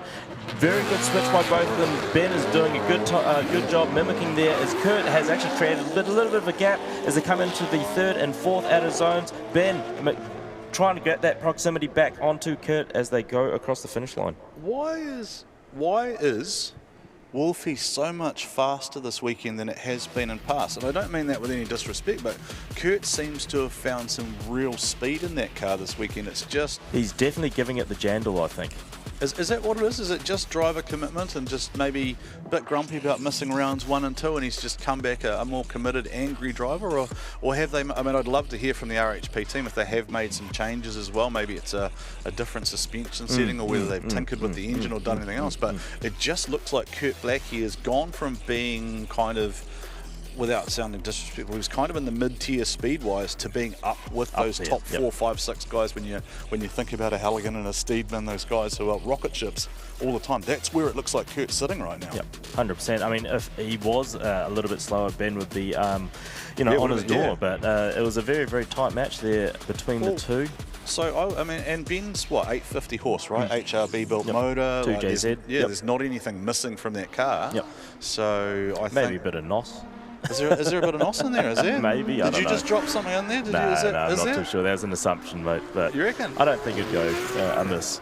You reckon? Well, I mean, there is a school of thought, right, that sort of 900, 950 is now where you're aiming, right? Because we do have some cars up over that 1,000 mark, and it's going to be interesting to see how the judges call that. I mean, as as we mentioned before, the judges do have slightly different views, and they have that real world view as well. So yeah, Blackie's got the proximity there. Kurt's on a wider line as well. Just a little bit messy on the chase, but Ben's done a very good job in the lead, obviously going a little bit wide, obviously some corrections in the transitions there, but Kurt's also done a very, very good lead, but with a little bit tighter. Yeah, so maybe it's proximity by lack of angle and duration of corner versus Ben making the mistake potentially being shallow on some of those clips, and then conversely on the other side, like Kurt was just aggressive, right? Yep. Oh, I think Stephen's about to hopefully put a smile on the face of what could potentially have been a grumpy young man, I would imagine. So I think we are going to give out a result. Here we go. We're going down to Stephen. Who's going to be happy? Who's going to be sad? Third place, Ben Jenkins. Yeah, you got one. After all, I mean, okay, I know how desperate you want to win, but you get the podium. Not a bad way. Hey, not a bad way, and we had a clean battle. That was a clean battle. Two of us, we've come up through the ranks. We've both driven here from our pro sport careers, and we just drove clean and hard, and we had a bit of contact, but yeah, it's good to get third, and we didn't get robbed of a complete podium, but hey, we've got the GP now to focus, change a few things in the car, diff ratio, because the run-up's going to be different, and yeah, but can't thank my team, Team Jenkins Motorsport, Phoenix Radiators. Man, it's been one hell of an event, and we're not even started the international one. No, you've been a good part. I appreciate it. Go get ready for GP. Oh, by the way, don't forget you've got to go down to the podium before that, okay? Okay, sweet. Yeah, okay, sorry. Okay, there's a smile. That's all I wanted, brother. I wanted a smile. I know it's been a hard 20 minutes, but mate, the most important thing for drift fans, Kurt Blackie feels like he's back. Yeah, no, we're definitely back. It's been a good weekend, and it was hell of a battle with Benny. We can just, put it out on the track and just do a clean battle and just push it to the limits, and that's what we did. And yeah, it's been a bloody awesome weekend. Massive shout out to my RHB team. Mrs. back at home, Tiba, and my little baby Molly. It's been an awesome weekend, and can't wait to do it all again. Sometimes I think being angry focuses people. Yeah, but definitely. We on. We'll see you in Gisborne. Yeah, definitely. Well Cheers. done, mate. Thank you. Thanks, Stephen McIvor. Just bringing us some sights and sounds from the pit area there. A couple of maybe a slightly happier young gents there, Keisuke. I think so. Yeah, Benny set a goal. Got to the podium for the weekend. He's in the GP. Now, I think we did just have, in the interim, a bit of an incident there with Connor O'Sully and the Johnny Latham Unicontrol BMW. I think he might have gone trenching. Yeah, I think he's gone to the beach. And do we have that there? So they're just doing a recovery there. But obviously the conditions are changing. Yeah, is that what it is? Did it catch him out? Yeah, I mean, it's changed from the runs from Ben and Kurt, from full dry to very, very slippery there as we watch Connor O'Sully getting towed off. But you can see on the camera and on the sweeper there. He's done very well to keep it off the wall there as we watch the replay. He's cleaned out Johnny Burns' side skirt that Ryan Littoral left there. So Johnny Burns, if you want to know who to send the bill to, send it to Johnny Latham's team, because your side skirt is no longer. Connor O'Sully just cleaned it out. Yeah, I've actually seen that firsthand back in the day, about 2006, I think it was, with Andrew Redwood. It was Andrew Redwood, wasn't it? But Andrew doesn't like us mentioning that, does he? Because it turns up on the videos every now and then. Andrew had a spectacular incident here. Link ECU, thank you for your support. Give us a wave if you can. If you can hear us, Link ECU there, give us a wave. They've got some hats, got some T-shirts. That is John, the marketing manager down there. I was talking to the boys and they sort of said, oh, look, we've got a set up in the North Island, we've got a set up in the South Island, so we're trying to support as many events as we possibly can. The boys are more than happy to talk to you about any of your ECU needs for any build from mild through to wild, so go and talk to the team down there at Link ECU. Maybe grab yourself a hat, grab yourself a T-shirt. I reckon if you buy an ECU, you probably get a hat or something thrown in. Surely. Yeah. For a couple of grand plus for a pro level ECU, you probably get a hat. John's shaking his head going, no, we're not giving away anything free. You can come and buy one. Come and buy one. I wonder what sort. So as we come back here, it does sound like there is going to be a sight lap done. So they are entitled to a sight lap due to changing conditions, and it is going to be Dave Steedman, Laurie Heinen. So this is just a sight. Don't think they've rolled off the line there. I'm fair to repeat. This is just giving Dave and Laurie a look at the conditions. We did have a chat with Laurie earlier around driving on ice, which is very second nature to Finnish persons. 100%, and it might actually make it lighter for Laurie in the front end because he was finding a little bit of power steering. However, you do lose that feel as well in the wet, so hopefully he's able to manage where the front goes as he comes around. I'd love to know if our fan from yesterday who had the Finnish flag is here, the man who he had the braids with the Finnish colours in them. If that gentleman is there, if you're anywhere, can you wave your Finnish flags so that maybe our camera can pick you up? Wave your Finnish flag, because I'd love to show that for our Finnish fans who'll be tuned in. Speaking of royalty, Joe Kyle, the legendary Joe Kyle. That is Joe spinning spanners there on what I think is Justin Hambley's car. Hello, Joe. Mr. Kyle, welcome back. He's got Blake Miles' T-shirt on. Just... Actually, no, that's a Ben Wilkinson T-shirt from way back in the day. Shout out Ben Wilkinson if you tuned in. Ben Wilkinson campaigned the S15 and the GT86 over a couple of years. There's our crowd. Hello out there in the crowd. Give us a wave if you can hear us. Give me a wave. Give me a wave if you'd like something free. Give me a wave if you'd like to go for a hot lap with Keisuke Nagashima. Who would like to go for a hot lap with Keisuke? Oh, everyone. Oh, there you go. Who thinks Keisuke should come back for D1NZ round 4 at Gisborne? I've been asked that a few times today. So you're a popular man. Try and make it happen. Yes, you're on TV. Wave. Make the little girl wave. Show me the tutu. I can see your pink tutu that you got on. You look very pretty. Give us a wave. Oh, nah. No. Not you, sir. You'd look funny in the tutu. You look all right. I might look all right in it. I reckon I could pull that off. I wore a tutu once for the sake of an event for entertainment. It was Girls in Motorsport. They made me do it. Right. They bribed me with a giant cookie and a muffin, so it was okay. I do these things for events from time to time, Keisuke. I don't seem to have a limit as to how far. I'm sort of for sale for most things, for the sake of entertainment. Just no one tell the boss, otherwise he'll have us do all sorts of weird promos. Exactly. Who knows? That could open up a whole lot of different things. All right, so for the final time here at D1NZ round number 3, they come out of the TTI scrub box. They are now lined up on the Monster Energy start line, and they will attack the Link ECU initiation. It is Dangerous Dave Steedman. It is the legendary Lauri Heinonen, the Finnish DMEC champion. Off the line they will come. Dangerous Dave will jump on the loud pedal, and Lauri Heinonen will make a nuisance of himself. He will stick right to the inside. He will make sure that Dave knows he's right there. They will initiate Keisuke Nagashima. Conditions a little bit unpredictable. We are into the final, and Dave as well, and Laurie hits him. Laurie makes contact, and you can hear the rev limiters engaged there, and that has got very ugly for a final, and the conditions are just treacherous. Keisuke Nagashima, Dave Steedman went one wheel off. Lauri Heinonen really had nowhere left to go. Then he came and closed up right on the rear of Dave, and that is not what we wanted to see here in the final battle of round number 3. Just that rain has just wreaked havoc there, and Dave has been caught out, and Laurie then left really with nowhere to go. As soon as Dave's drifted up the track there, then Laurie's been caught on that same greasy surface, and he's out of control too. He may have actually avoided him some miraculous feat of driver skill. Didn't make contact at all, but it made it untidy, and then they somehow close out this run. I am just in awe, of the driver's skill. I do not envy what they have to go through, because from a driver's perspective, this is the worst condition track they can actually drive on. So because it's not wet and it's not dry. Patchy. I mean, they've done so well to keep it on track and actually go sideways and keep it sideways the whole time. So it's been, wow. How did Lauri Heinonen not hit Dave Steedman? I don't know, or did he? He might have given him a nudge with the wheel, but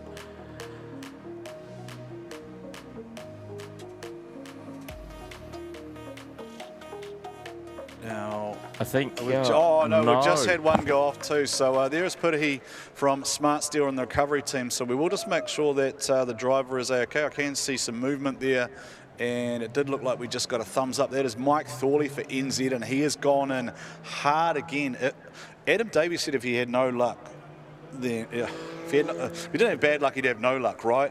Mike Thorley has anyone had more kind of misfortune or just things happen over the course of the last 2 seasons? I think just about every protest or battle or anything that's gone on has happened to Michael Thorley, and the conditions just changing so rapidly out there, and the drivers just, it is incredibly unsettling. And Mike's taken his helmet off. Yeah, I'm hopefully glad he's okay. Yep. Do you know what was the weirdest thing about that? Is his wife just drove past behind him as well. Yeah. And that must be the most unnerving feeling. As you imagine being the wife in the car following behind and just driving past, seeing Mike in the wall there like that. So, yeah, and then I've just told as well, it may have been another incident as well. Let's just have a look. And then, what have we got here? Then Fanger Dan's come out and hit the, and he's just kept it off the wall as well, and just so anything Scotty D can do, Fanger can do as well. But again, if you look at this, and you know, guys that are very, very experienced having a lot of trouble on this track. Oh, Mike. So that's just grease, right? Yeah. And it's caught. And then what happens if we pick it up the top? I reckon it's gone greasy. And that's whipped the bash bar around. Yeah, so you compare that to the run that Dave and Laurie had, and they kept it on track. No wonder they're in the final. I mean, but that makes me, and we have had one pass of the final as well, so we're now in a position where it effectively holds. We can't stop. I don't believe that. I don't know that that's allowed under the rules. It does sort of have to continue under the conditions that are in. So, what is...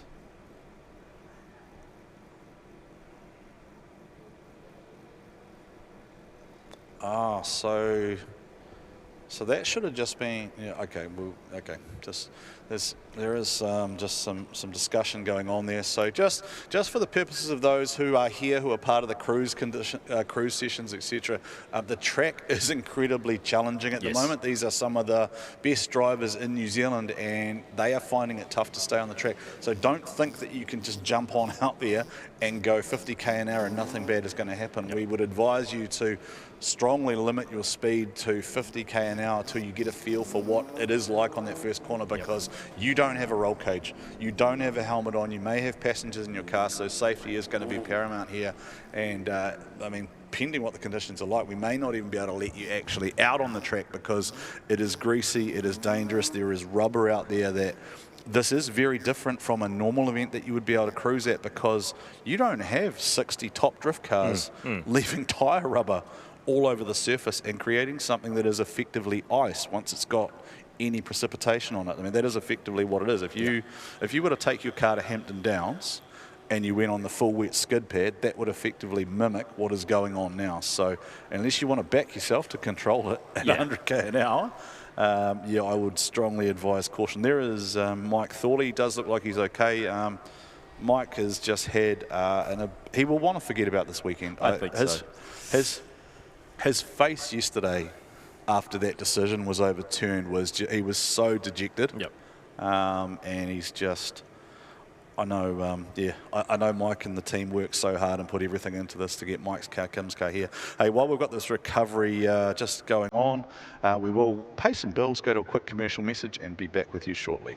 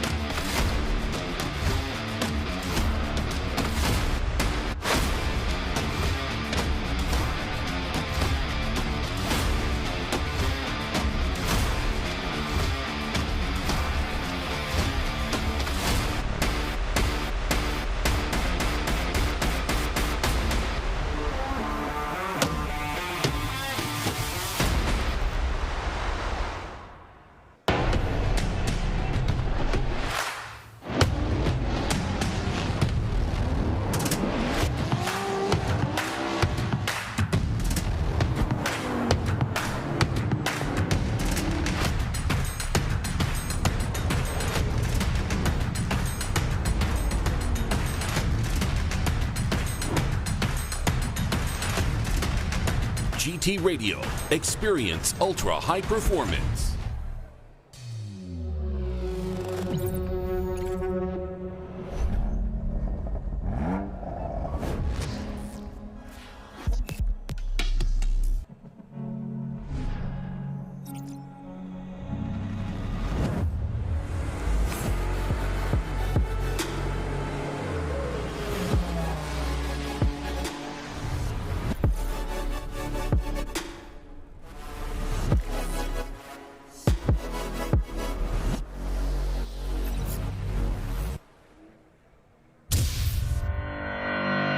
With a Yale forklift, you can up your efficiency and reliability, up your driver comfort and your sustainability, and up your support with our nationwide dealer network. So why not up your game with a Yale? Yale forklifts. Test lift a Yale today. Welcome back, ladies and gentlemen, to Pukekohe Park Raceway. It looks like the track has now cleared itself out, and we're going to take a look at some of the sights and sounds of the cruising. There is the infamous Chameleon GTIR, first put together by a gentleman named Tony, then in the hands of Altaf Moses, now owned by Peter. And that is, of course, famous for its Perspex bonnet, which means you can see everything.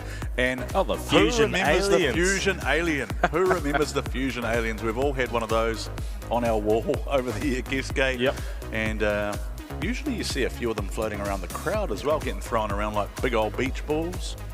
Great to see so many cars here. What else have we got there? We've got an Evo 5. Maybe we can just take a walk down the line there. Let's have a look what else we've got there. Let's just walk down the line there and see what we've got. Tidy little RX-8 there, Keisuke. Yeah, it's very tidy. That one's work quite masters, yeah. R31 Skyline. Yeah. Coupe GTSR. Another RX-8 there. This is just paid the bill, right, for these people coming into and cruising, right? They're now going to be on Oversteer TV. Classic old Holden Ute there. S15. Chaser. 34 Skyline. GTR by the looks of it. Is it a GTR, is it? Oh, it might be GTS. No, GTS. Yeah, GTT. Old 186. Big old Hemi. Yeah.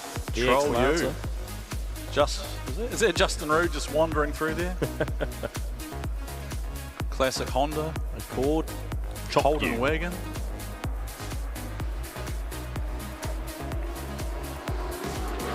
There's the Corner Hunter car owned by Shane.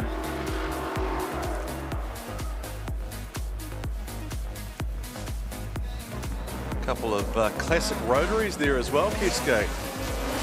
Probably on their way back from our reunion. So I think we've just been told by race control there is. Oh, Keisuke! Look at that. Michael Thorley has made a meal of that. But it actually doesn't look too bad.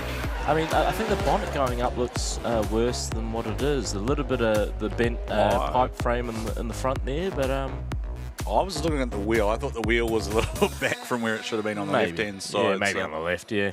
Yeah, so there's the big old classic Japanese cruiser, and then if you go to the big Ford cruiser, and then if you go hard, I think hard to the right there was like a Series 1 to 3 RX-7, was there? Yep. Oh, classic old RX-7.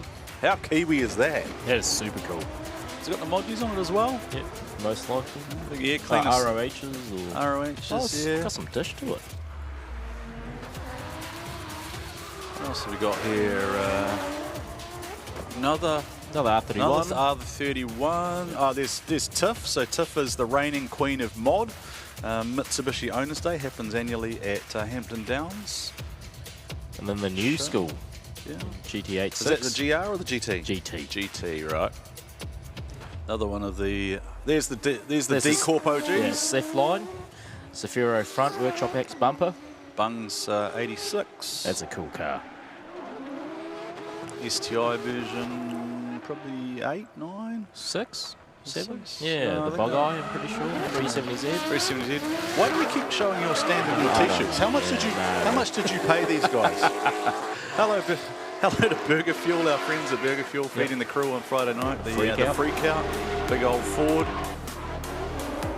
It's a clean car, actually. I saw Connor Halligan driving it last night, so he looked good in it, I've seen our friend Vika driving that too as well. She sits on a booster seat to drive it. Well, Fanger came out and just went grass skating and now just kept going as normal. Fair enough. Just Fanger things. I think they're just trying to dry up the track for them.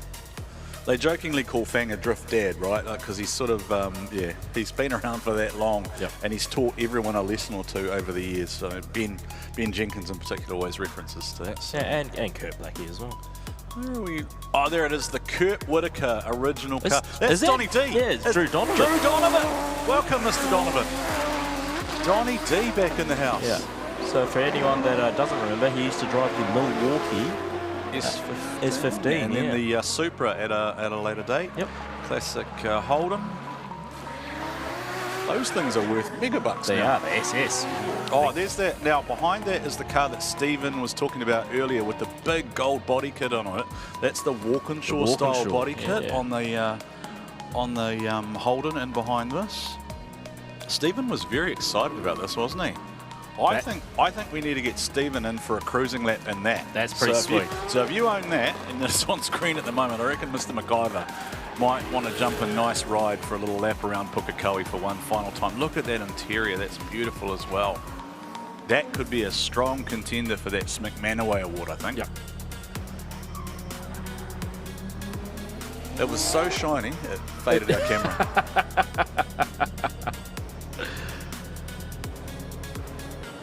All right, we got a couple of the OGs. Oh, this is OG, I think. Yeah, OG sessions. So, yeah, we were talking about OG's Cole Armstrong. Unfortunately, isn't here. We were expecting potentially to see him in his S13, but that was his old car. Now in the hands of Nathan Williams. Watching Fanger's. We might just let Fanger's car sing. Just have some coyote muscle.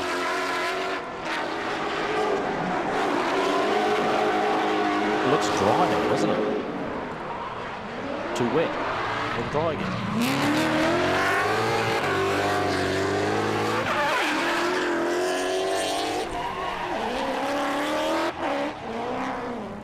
Similar style, isn't it, in throttle application to what Gaz does? Yeah. I think they're both how did we end up NAV8. with? Did we put all those red cars in a line just for Valentine's Day? Yeah. Is that must why have we been. did that? Red and red and red and red. There's that camo, the Adam Richards car. I do know that just over the back there too as well is a red R32 Skyline that is on the cover of the next NZPC magazine, because I've actually just finished writing the story about it. So Ash's R32 and his gold S13 in the next NZPC. So you'll be able to read that article if you aren't sick of listening to me. You can read words I wrote as well. Probably read them out in your voice. Punishing you from all angles. I should do it as a podcast. I could just podcast performance car articles. Imagine that as a bedtime story. Yeah, wouldn't that be an audio book? Yeah. Oh, yeah. Audio book, podcast. Audio. There is a difference, isn't there? Podcast you're supposed to watch as well. So, yeah. Audio. You're right. Audio book. Bedtime stories with MGM. And then on the 10th day, they created Drift. And once they went to Pukekohe and they kept running one more time and one more time and one more time. And the weather kept changing. And gradually Keisuke and Warren went to sleep. D1NZ bedtime stories. There we go. That'll be a great feature on Oversteer After Hours. Where did the Miles team go? The Miles team had merchandise for sale yesterday. Maybe they've packed up and they might have sold out. Maybe they did sell out. Hey, Blake, if you're here, or any of the aunties are usually in VIP getting rowdy. Have you guys got any T-shirts left? They're probably worth more now that Blake's won another event. Exactly. All right, here we go, Keisuke. The one we've been waiting for. The final battle of D1NZ Pro Round 3 Pukekohe Raceway. This is so weird, though, because we've had this gap in between where Dave kind of had his lead on ice, and now Laurie's going to have a much more predictable lead run. So it is very challenging, but the conditions are what they are. You deal with them. Once the battle has started, there is nothing else you can do. So we'll launch out of the Monster Energy start zone and head straight into the Link ECU initiation. One final time, Keisuke Nagashima at Pukekohe Park Raceway for D1NZ, the National Drifting Championship, round number 3, the final 2. Who is your money on? Is it Heinonen? Is it Steedman? Steedman, the current series leader. The DMEC champion, Lauri Heinonen, has come in. He has been the cat amongst the pigeons, and he wants to grab a D1NZ round win for Team JDM. They have one final opportunity to stamp their name in what will be a historic final run here at Pukekohe Park. It'll never be able to be taken away from them, and it will likely never happen again. One final opportunity, and we allow the tension to build.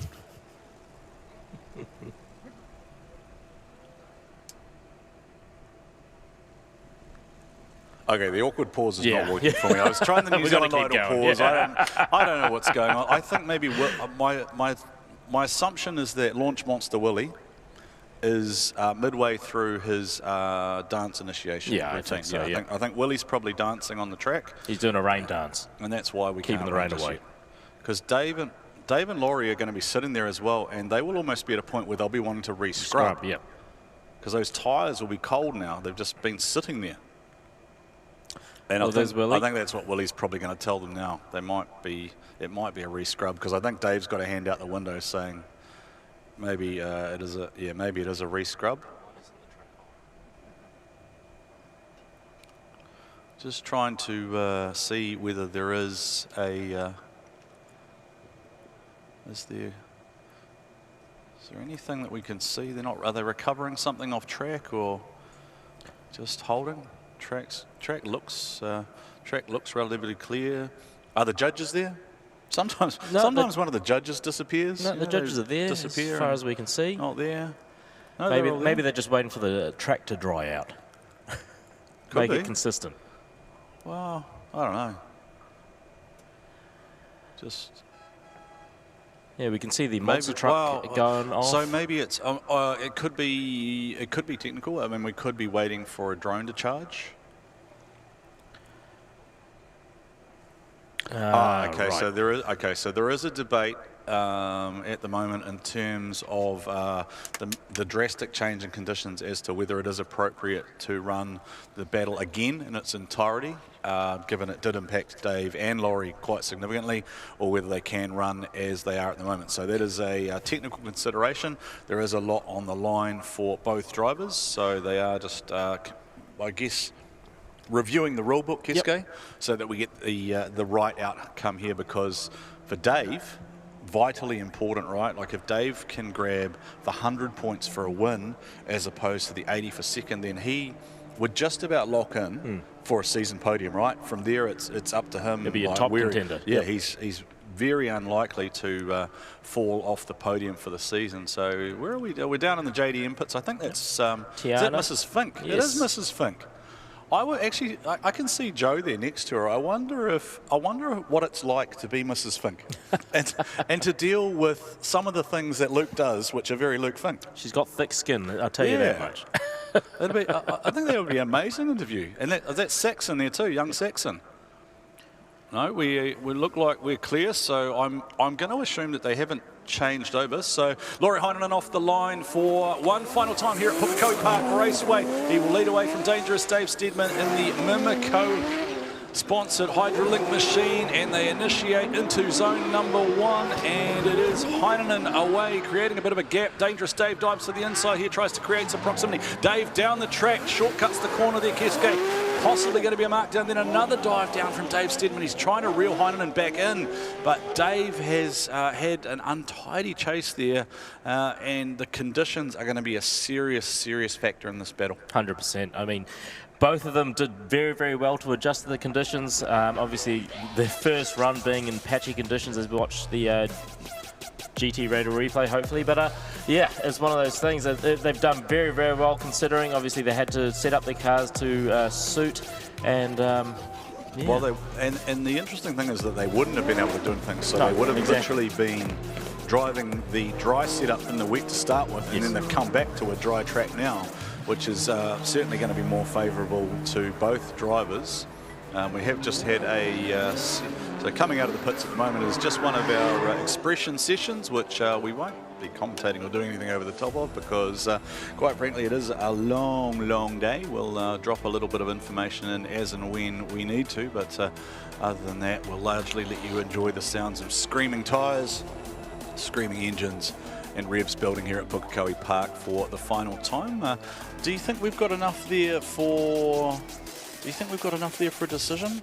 I mean, I kind of do feel like we probably have if they count the first run. Yeah, 100%. Simply because of the way that it kind of played out. Yep. So all we'll get told is that there is a result. We won't get a result. We will have to wait until the podium where Stephen awards the victory silverware to our winner. And quite frankly, I have no idea the way it will go. I don't know whether they will almost just say, we zero out the first one and we go back to the second one, or whether we'll count both. If that's the case, it'll be OMT, I think. So. Yeah, well, that is a consideration, right? So we could see an OMT just because the judges may decide that that's actually the fairest way to do it. Dave had a run, Laurie had a run. We can't get a decision based on it, and therefore we go back to one more time because we do deem it to be, it could be 0-0-5-5-5-5. For example. For example, yes. Rhetorically. Yes. Again, we are just commentators. We have no communication with race control whatsoever, and the judges only hear us when they choose to turn us on in the commentary box when we ask them a question. So we are just waiting for a confirmation as to what has happened there. And as soon as we know, we will let you know. I think that's Darren Murray and Tyler West. Oh, I've heard that that's not Tyler West. It's actually Aaron Habib driving his car. Obviously, okay. Aaron is lending his car to Amanda Sorensen. Amanda Sorensen, yeah. And we did learn yesterday that it's a 15-minute process to change the seating setup between Aaron, who's probably a good 6'4", probably 110, 120 kg, versus Amanda, who'd be 5'6", 5'7", and probably 55, 60 kgs maybe in full race gear. So it does look like we potentially have a result the way the drivers are pulling back into line formation. So I think they're just going to head down now, and at which point we will head down to Stephen McIvor to complete formalities here for the final time. Keisuke Nagashima, one of these two, will stamp their name in the record books as the last ever event winner here at Pukekohe Park Raceway for D1NZ, the National Drifting Championship, round number 3. We are now a national sanctioned series, which means our series winner will be recognised at the awards dinner at the conclusion of the year. So we have Dave in place, we have Luke in place, and we already know that Benny J will be joining them as well. So probably just waiting for Ben to fall into formation down there. If they are indeed going to send two-place car out, they may just effectively move on to the podium, given we do have some timings to keep up with and go live on air on Sky TV this afternoon. Yeah, big round of applause from the spectators to the two drivers there, Dave Steeman and Laurie Heinonen. They have put on an absolute show throughout the last couple of days, and yeah, big ups to them. I wonder if they're going to let them do burnouts. No, neither of them will do burnout. No, they won't, because both of them got to go to compete in GP. So you wouldn't risk a car doing burnouts. If you're smart. Yeah, if you're smart. Now, you said if. You said if, not me. I just assume they're going to do burnouts. I hope so, personally. So here we go, Pukekohe. This was the last ever D1NZ national final at Pukekohe Park Raceway. Give it up for them, everybody. Come on. That's what we're talking about. This is the culmination of round 3 of the D1NZ National Drifting Championship, and we have to have a winner. Who's it going to be? Wow, thanks for that. Lodi Heinonen. Lodi, let's have a chat here, mate. Don't go anywhere, Dave. So, consistency all the way. I've got to ask you said to me before you came out, power steering was playing a bit. Obviously, wasn't playing it for those 2 runs. Yeah, it was. It didn't give any issues, but there's always I got it on my mind, so it's disturbed. But yeah, I'm not proud of my driving like this weekend. It wasn't the best I can do, but I think we'll manage, and the team managed to do a great job on the car. We had a lot of stuff. Well, if that's your worst, I hate to see what's going to happen if you get your best in Drift GP. It would be a dream to bring my own car here. Well, we'd love you to bring your car here. David, this will be big points for the championship, mate. I mean, I know it's been up and down, but the fact of the matter is I know you love drifting. You love Pukekohe. It's a podium for the final time at Pukekohe. Is it an emotional moment for you? Oh, very much so. I've got my family here supporting. That means so much. Thank you, guys. It takes my breath away. But I just battled Lauri Heinonen in the finals of D1NZ. I mean, it was terrible. But hey, I'm so wrapped. How cool is that, you know, that D1NZ to pull that off, you know, and all of these international drivers. Hey, I might get to do it again in the GP later. We'll see. Yeah, no, I think the emotion in your voice tells it all about what this is all about. The fact that Pukekohe has such a meaningful part of 26 years of drifting here, 2000, back to 1963, and some famous F1 drivers on this track that you just burned up. Yeah, I mean, I'm not quite that old, but yeah, this is where we started, you know, I don't know, 20 odd years ago. So yeah, it takes us back, that's for sure. And this corner, you know, there's just nothing quite like it. Ask anyone. No, I love that. Well, we'll get one final word because he loves the camera, does Ben Jenkins. P3, I know you were desperate to win this, but it's done. D1NZ, ahead of Drift GP, is done. How does that make you feel as a local boy? It's always good to get a podium, you know, no matter what happens. And yeah, stoked to be able to do it back here, home track, the last time. And yeah, I'm wrapped. We're now third in the championship, heading into 2 really strong rounds for me, concrete wall rounds. So yeah, I'm very, very happy moving into the GP this Arvo. And look at this, Drift fans coming out to celebrate the old girl and also D1NZ. Yeah, and that's it. On behalf of all the drivers that we put on a show over here, we also thank every single one of you guys for turning out in the stands here. So it's really good to see the support.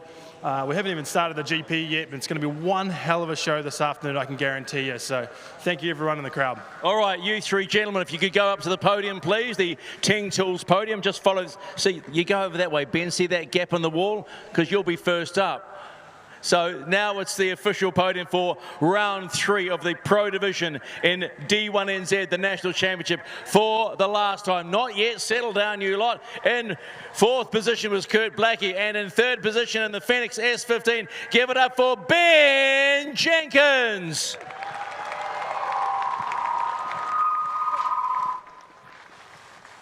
In 2nd position, in the Mimico S14, you know him, you love him, here he is, Dave Steedman. And your D1NZ round 3 champion in the JDM 180SX, the 2024 Drift Masters champion, Lauri Heinonen.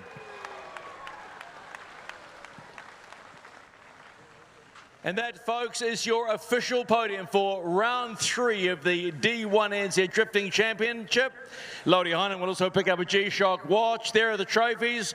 Snappers, snap away. And gentlemen, there are open bottles of bubbles for you to truly celebrate the final drift, the last drift of D1NZ here at Pukekohe. Happy days. Fire 'em up, lads.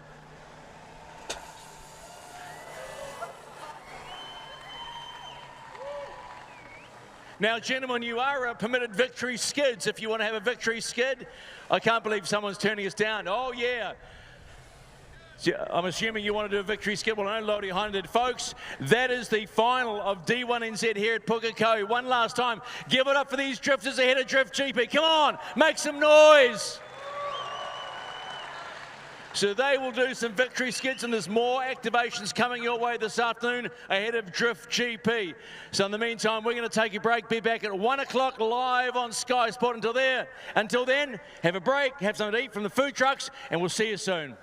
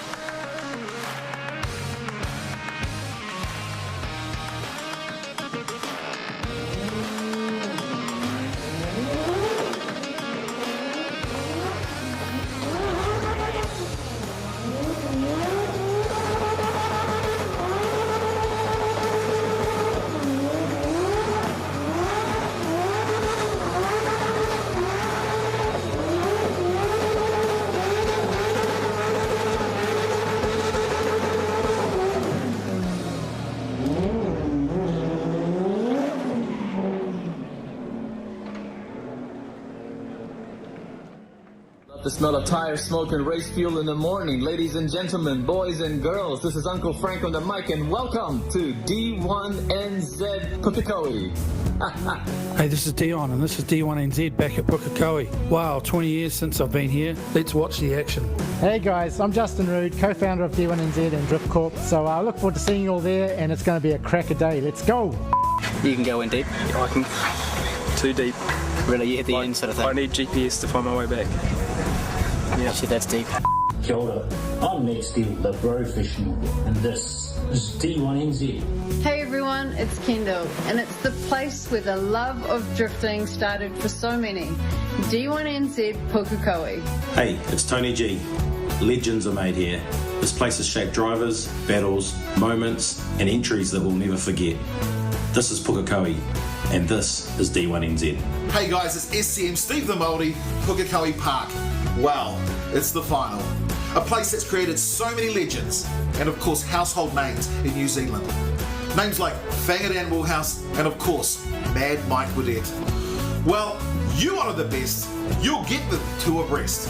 A place that is often intimidating, that can never be duplicated. Offering you the greatest show in drift. Pukekohe Park, D1NZ National Drifting Championship, it's the final time.